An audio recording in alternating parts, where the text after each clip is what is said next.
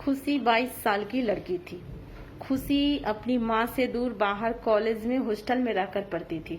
खुशी का घर गांव में था, इसलिए उसे बाहर शहर में रह के पढ़ना पड़ता था। वो हॉस्टल में रहती थी। खुशी की माँ गांव के ही एक स्कूल में, सरकारी स्कूल में टीचर थी। खुशी के घर में सिर्फ उसकी माँ और बेटी थी, क्योंकि उसके पापा का देहांत हो चुका था। एक दिन खुशी के कॉलेज की एक फ्रेंड ने एक पब में पार्टी रखा। उसकी फ्रेंड का नाम था पायल।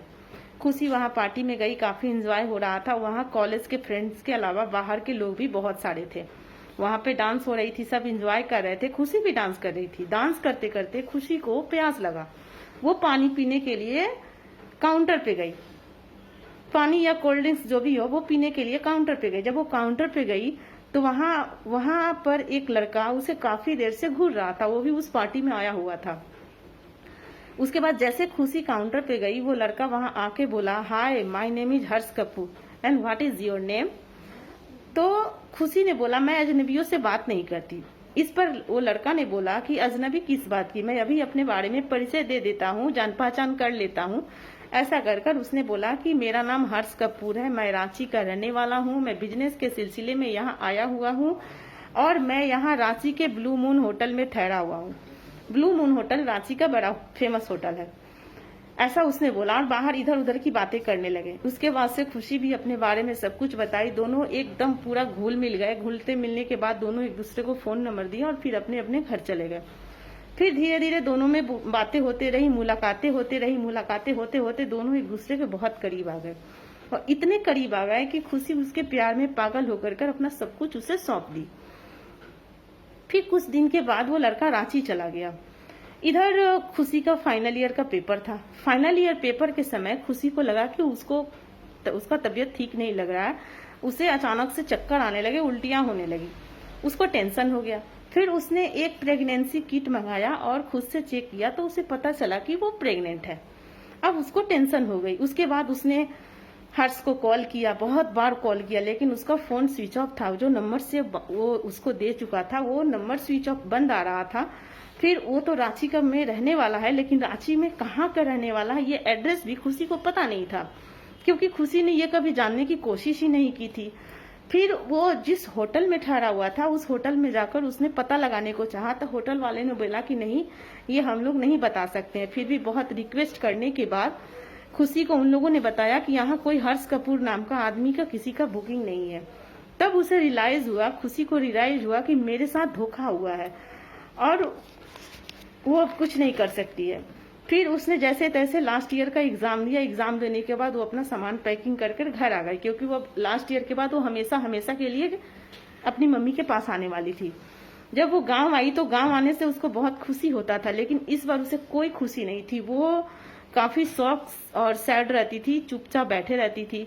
और उसकी मम्मी को लगता था कि ये लास्ट ईयर का एग्जाम दे के आई है, तो वो काफी थकी हुई है एग्जाम की वजह से, इसलिए वो रेस्ट करना चाहती है, ऐसा उसकी मम्मी को लगा। मम्मी का नाम शीला था।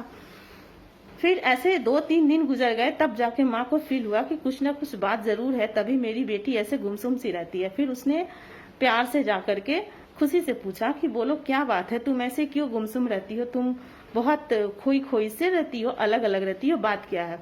तब खुशी बहुत फूट फूट कर रोने लगी और अपनी माँ को पकड़ के बोली कि माँ, मेरे साथ बहुत बड़ा धोखा हुआ है, मेरे से गलती हो गई है माँ, मैं आपकी नजरें मिलाने के लायक नहीं हूँ, मैं आपके किसी भी बात का जवाब देने के लायक नहीं हूँ। ऐसा बोलकर वो फुट फुट कर रोने लगी और अपना सारी बात अपनी मम्मी को बताया। फिर उसकी मम्मी काफी शॉक हो गई। वो सोचने लगी कि बाहर मोहल्ले वालों, रिश्तेदारों को जब ये बात पता चलेगा कि मेरी बेटी का लाइफ खत्म हो जाएगा, क्योंकि ऐसे ऐसे बातों को लेकर के लोग बहुत मजाक उड़ाते रहते हैं, ये एक दुनियादारी है, इसीलिए। फिर उसकी मम्मी को काफी टेंशन हो गया, लेकिन फिर भी उसने खुशी को संभाला और दूसरे दिन एक डॉक्टर के पास गई, लेडीज डॉक्टर के पास। लेडीज डॉक्टर ने जब चेक किया तो लेडीज डॉक्टर ने बोला कि ये बच्चा 2 मंथ का हो गया है, तो अब एबॉर्शन नहीं हो सकता है। और एक बात बोली कि अगर खुशी का एबॉर्शन होता है तो ये कभी लाइफ में माँ नहीं बन पाएगी, इसे ये प्रॉब्लम है, ऐसा उस डॉक्टर ने बोला। तब खुशी की मम्मी को बहुत ही बुरा लगा। अब वो करे तो क्या करे। फिर वो घर आई। घर आने के बाद उसने अपनी एक फ्रेंड को कॉल किया। वो फ्रेंड जो बेंगलोर में रहती थी, खुशी की मम्मी की फ्रेंड थी, उसका भी तलाक हो चुका था, वो अकेले ही रहती थी बेंगलोर में। तो उस फ्रेंड को उसने कॉल करके सारी बातें बताई, तो उसकी फ्रेंड ने उसको बहुत संभाला और बोला कि तुम अपनी बेटी को लेकर मेरे पास आ जाओ, यहाँ तुम्हारी बेटी रहेगी, वहां के लोगों को बोलना कि अब आगे की पढ़ाई के लिए वो शहर चली गई है। फिर उसको ये आइडिया अच्छा लगा, वो अपनी बेटी को बोली कि खुशी तुम सामान पैकिंग कर लो, हम लोग कल सुबह बेंगलोर जा रहे हैं। तो खुशी ने बोला कि बेंगलोर कहाँ जा रहे हैं, तो शीला बोली कि हम लोग अपने फ्रेंड के घर जा रहे हैं। ऐसा बोलकर उसने सारा सामान पैकिंग सैकिंग किया और दूसरे दिन दोनों माँ बेटी बेंगलोर चली गई। वहां उस फ्रेंड के घर अपनी बेटी को छोड़कर फिर रिटर्न आ गई, क्योंकि इसको और 2 साल का नौकरी था, 2 साल के बाद ये रिटायर होने वाली थी टीचर की नौकरी से। तो उसने बोला था कि जब मैं रिटायर हो जाऊंगी तो मैं भी बेंगलोर में जाकर शिफ्ट हो जाऊंगी। फिर उसकी बेटी वहां बेंगलोर में रहने लगी और उसकी फ्रेंड ने उसको पूरा ख्याल रखा। देखते देखते 9 महीने गुजर गए। 9 महीने के बाद खुशी ने एक बेटे को जन्म दिया, उसका नाम उसने वंश रखा। वंश की देखभाल करने में, उसके साथ खेलने कूदने में काफी मगन हो गई। खुशी बहुत अच्छी उसके साथ एंजॉयमेंट कर रही थी। फिर कुछ दिन के बाद उसकी मम्मी को लगा कि अब मेरी बेटी को शादी कर देना चाहिए। ऐसा करने के लिए वो इधर उधर लड़का देखने लगी। तब खुशी ने बोला कि मम्मी आप ही सोचो, मेरे साथ एक नाजायज बच्चा है, इस नाजायज बच्चे के साथ मेरे कौन शादी करेगा? आप मेरे शादी का ख्याल मत रखिए, मैं जैसी हूँ खुश हूँ, मैं अपने बच्चे के साथ पूरी लाइफ ऐसे ही कर लूंगी, मैं कहीं नौकरी ढूंढती हूँ और मैं अपना जीवन आराम से निकाल लूंगी। ऐसा उसने अपनी माँ को समझाया। फिर वो इधर उधर नौकरी के लिए ट्राई करने लगी। एक दिन अचानक से पेपर में एक इश्तिहार आया था कि एक 3 साल की बच्ची का देखभाल करना है।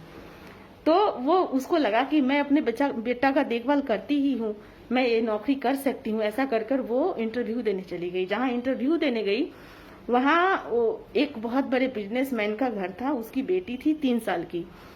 बिजनेसमैन की जो आदमी था उसका नाम था राहुल, और वो अपने बिजनेस के सिलसिले में इतना बिजी था कि उसे अपने बच्चे के लिए टाइम नहीं था। तो उसने उसके लिए नौकर लगा रखा था, जिसकी वजह से उसकी 3 साल की बेटी काफी जिद्दी और काफी बदमाश थी। तो ये बात उसने वहां इंटरव्यू में जाने से पता चला। फिर उसने बोला ठीक है, मैं ये नौकरी करती हूँ, देखती हूँ, और सैलरी हुआ 20,000। फिर उसने ये नौकरी ज्वाइन कर लिया अपने तरीके से, अपने अनुसार। खुशी ने उस लड़की को काफी हैंडल किया, काफी संभाला। धीरे धीरे उस लड़की में प्रोग्रेस हुआ। ये देख करके वो जो लड़की का पिता था, जिसका नाम राहुल था, वो बहुत बड़ा बिजनेसमैन था, वो उससे काफी इम्प्रेस हुआ और उसको लगा कि हाँ, ये मेरी बेटी का बहुत अच्छा ख्याल रख रही है। और अपने बच्चे के जैसा खुशी ने उसकी बेटी को संभाला। हर चीज से लेकर के हर कदम पे उसने उस बच्ची को संभाल के काफी अच्छा उसका माइंड चेंज करके उसे एक अच्छी बच्चे की तरह हैंडल किया। फिर एक दिन खुशी को बुलाया अपने ऑफिस में। उसका जो पिता था, जो लड़की का जो पिता था, जो बहुत बड़ा बिजनेसमैन था, उसने अपने ऑफिस में बुलाया, बुलाकर बोला कि क्या तुम मेरे बच्चे की माँ बन सकती हो? ये सुनकर खुशी शॉक हो गई और उसने बोला कि सर, आप मेरे पास्ट के बारे में जानते नहीं है, मेरा पास्ट बहुत बुरा है। तो उस इंसान ने बोला कि मेरे को तुम्हारे पास्ट से कोई मतलब नहीं है। फिर भी उसने बताया कि मेरे साथ ऐसे हुआ है, मैं एक नाजायज बच्चे की माँ हूँ, मैं बिन ब्याही बच्चे की माँ हूँ। फिर उस इंसान ने बोला कि मुझे इससे कोई फर्क नहीं पड़ेगा, मुझे अपने बच्चे की माँ चाहिए, और मुझे लगता है कि तुमसे बेहतर मेरी बेटी के लिए कहीं माँ नहीं मिल पाएगी, और मैं तुम्हें वो सब इज्जत दूंगा जो एक पत्नी को दिया जाता है। तो विल यू मैरी मी? अब ये बात सुनकर खुशी को बहुत आश्चर्य हुआ। वो घर जाकर अपनी माँ को और अपनी माँ की फ्रेंड को बताया, तो दोनों बहुत खुश हुए और एक सिंपल तरीके से दोनों की किसी मंदिर में शादी हो गई। फिर वो जो लड़का था, वो लड़का के नाम का एक पिता मिल गया, और जो लड़की थी, वो लड़की के नाम की एक माँ मिल गई। तो इस तरह से दोनों की लाइफ बहुत अच्छी हो गई, और खुशी को वो सारा खुशियाँ, सारा इज्जत वो जो बिजनेसमैन था वो उसको देने लगा। और इधर वो खुशी का बेटा और उस इंसान जो बहुत बड़ा बिजनेसमैन था, उसकी बेटी, दोनों बहुत प्यार से रहने लगे और उन लोगों की लाइफ बहुत अच्छी होने लगी। तो दोस्तों, अगर मेरी ये स्टोरी आप लोगों को पसंद आई तो प्लीज लाइक, शेयर और कमेंट्स जरूर कीजिएगा। प्लीज मेरे वीडियो को सपोर्ट जरूर कीजिएगा। मैं आप लोगों के दावे के साथ कहती हूँ कि मेरा ये पेज आप लोगों का जीने का एक नई राह दिखाएगा। तो प्लीज आप लोग मेरे वीडियो को लाइक, शेयर, कमेंट्स कीजिए और फॉलो कीजिए। Okay, thank you so much.